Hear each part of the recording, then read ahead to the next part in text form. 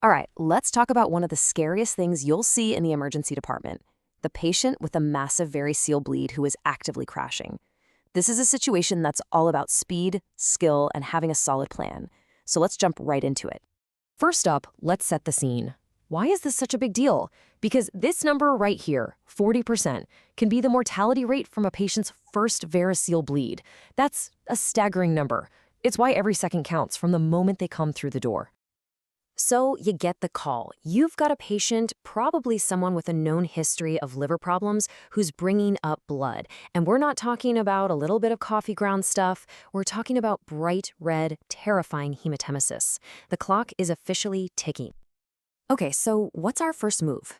Before you can really jump into treatment, you need to know exactly how sick this person is. You need a quick, reliable way to figure out their risk level, and for that, we're going to use a scoring system. And the tool for this particular job is the Glasgow-Blatchford score. Now, its main job in the ED is to instantly red flag the patients who are high risk and absolutely need to be admitted for an endoscopy. Basically, if their score is anything more than 0, they are not going home. And a really easy way to remember the parts of the score is the mnemonic BLUSH HHH.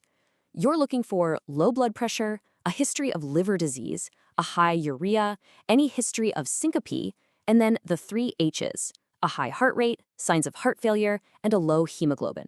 Any one of these should get your attention. Right, now this is super important. While you're doing that risk assessment, you need to be resuscitating at the exact same time. This is not a step-by-step thing. We're talking about getting in there with immediate, life-saving moves to pull this patient back from the edge. So you're hitting that massive transfusion protocol button early. You want packed cells, FFP, and platelets in that balanced 1:1:1 ratio. But, and this is key, we're aiming for something called permissive hypotension.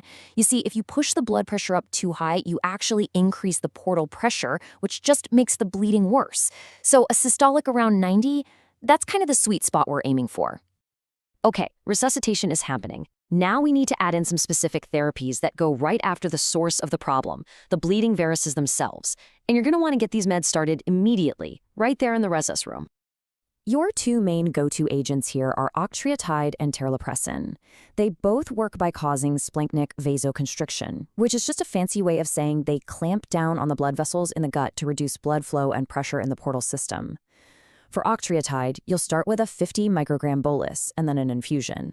For terlipressin, it's a 2 milligram IV bolus. Now, I want to talk about one of the single most important things you can do.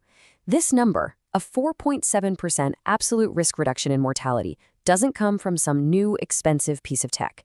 It comes from a simple medication that we have right at our fingertips. And that medication is an antibiotic, ceftriaxone, 2 grams IV. Seriously, it is the only drug that has a proven mortality benefit in this situation. Why? Because it prevents spontaneous bacterial peritonitis, or SBP, which is a super common and incredibly deadly complication. Giving these antibiotics is absolutely non-negotiable. So what happens if the patient is still unstable? You're throwing everything at them, but the bleeding won't stop and you can't get to endoscopy right away. Well, this is when you need to reach for a mechanical solution to bridge them to a definitive fix. And that bridge is the Sangstick-Blakemore tube. Now, let's be super clear. This is not a cure. It's a temporary measure.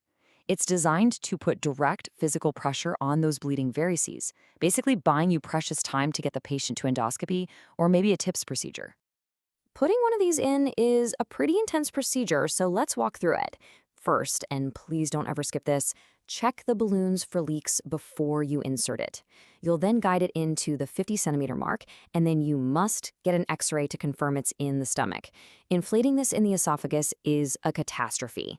Once you're sure it's in the right place, inflate the gastric balloon with air, apply a little bit of traction, and then only if the bleeding is still going do you inflate the esophageal balloon up to about 30 millimeters of mercury.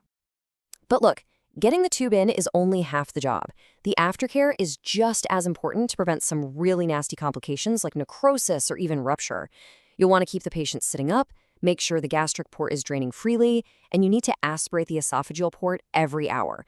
And remember, this thing cannot stay in for more than 24 hours max. So let's say you've managed to stop that initial terrifying bleed. The patient is no longer actively hemorrhaging. Well, they are a long way from being out of the woods. In fact, they're now in a window of incredibly high risk for a whole bunch of other problems. Just take a look at this. Somewhere between 30 and 40% of these patients are going to bleed again within 6 weeks. That statistic right there should tell you everything you need to know about where this patient needs to go. They aren't stable. They're just temporarily paused, and they need very, very close monitoring. And it's not just rebleeding. We have to be on high alert for aspiration pneumonia, for their hepatic encephalopathy getting worse from all that blood in their gut, for SBP, which we've already talked about, not to mention the risk of esophageal rupture from the balloon itself, and the patient sliding into hepatorenal syndrome. Which leads us to this really important question. You've done everything right. You resuscitated them, you gave them meds, maybe you even put in a Blakemore tube, and the bleeding has stopped. Is the danger over? The answer is a hard no. In fact, the most dangerous part might just be starting. And that's exactly why these patients are almost always going to a high-dependency unit or an ICU. Anyone who needed a massive transfusion is still hemodynamically unstable, has a balloon tube in place, needs to be ventilated, or has significant encephalopathy, they absolutely need that higher level of specialist care.